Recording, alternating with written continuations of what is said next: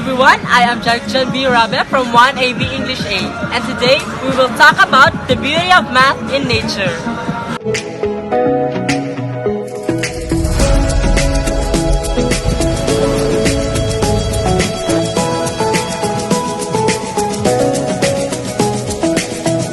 Mathematics forms the building blocks of our natural world and can be seen in stunning ways.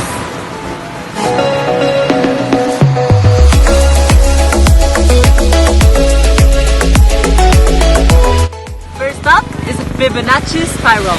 Fibonacci spiral is a spiral that is built by constructing arcs that connect the points of the squares based on a Fibonacci sequence assembled in spiral pattern.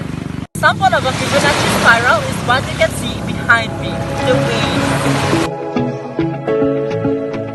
Next is fractals. A fractal is a cell-similar repeating shape, which means the same basic shape is seen again and again at the same shape itself.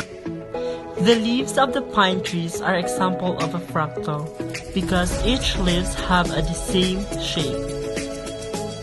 Bilateral symmetry is a body in which a body can be divided into mirror images along a central axis. An example of a bilateral symmetry is this shell, because as I separate the parts of the shell, it forms the same shape. Last is radial symmetry.